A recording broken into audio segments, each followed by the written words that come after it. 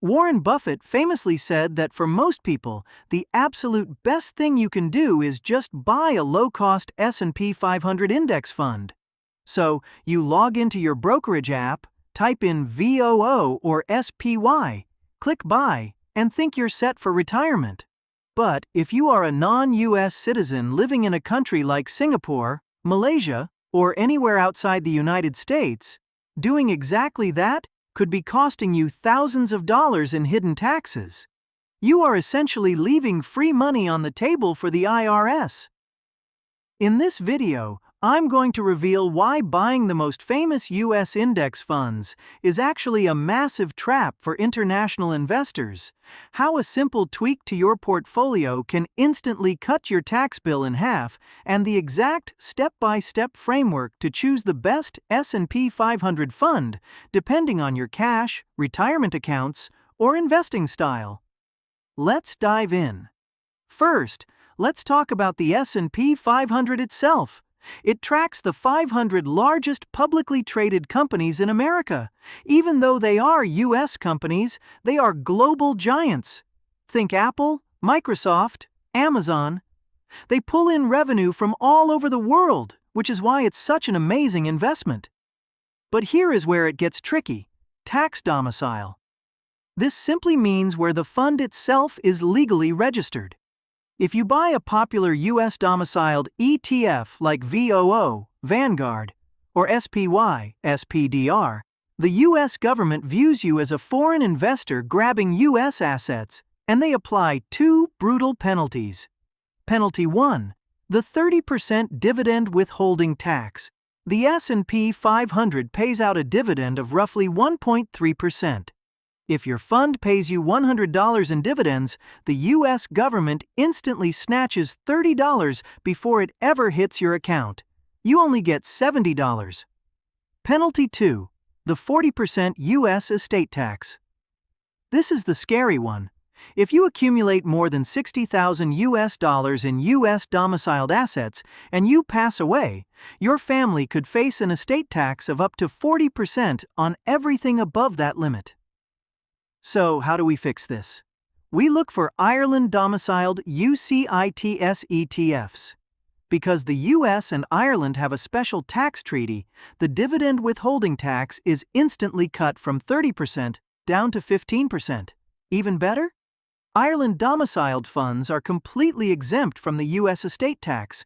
Your money is safe, and your family is protected. Now, before we look at the specific tickers, we have to talk about the silent killer of long-term wealth, the expense ratio. Whenever you buy an ETF, you aren't managing the underlying stocks yourself. A fund manager like Vanguard or BlackRock is doing it for you. The expense ratio is simply the annual fee they charge to keep the lights on and manage the fund. It's expressed as a tiny percentage. For example, if a fund has an expense ratio of 0.03%, it sounds like absolutely nothing. It means for every $1,000 you invest, you pay just 30 cents a year to the fund manager. You might think, why should I care if a fund charges 0.03% or 0.09%? It's pennies. But here is the catch: fees compound backwards. Every dollar you pay in fees is a dollar that cannot be reinvested. Over 20, 30, or 40 years, that tiny difference clones itself and eats an enormous chunk out of your final nest egg. Let's look at the numbers.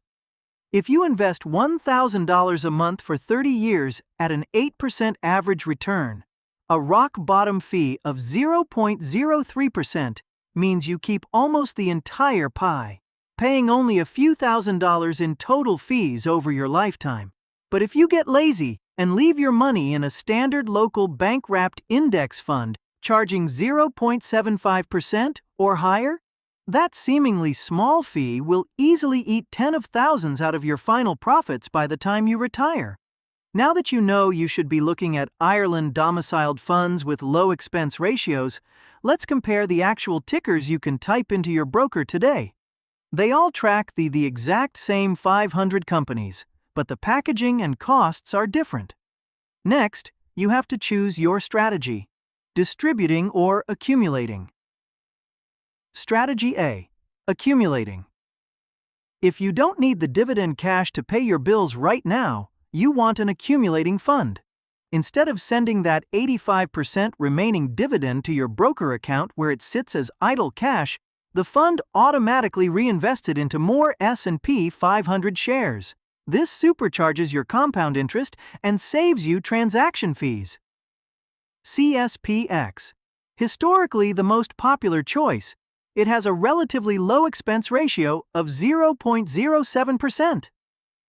SPYL. The new challenger. It tracks the exact same index but undercuts the competition with a rock-bottom expense ratio of just 0.03%. If you want maximum cost optimization for cash investing, this is a top-tier pick. VOO. Another stellar choice with a 0.07% expense ratio if you are a Vanguard loyalist. It has a lower cost per share if your starting fund is small. Strategy B. Distributing.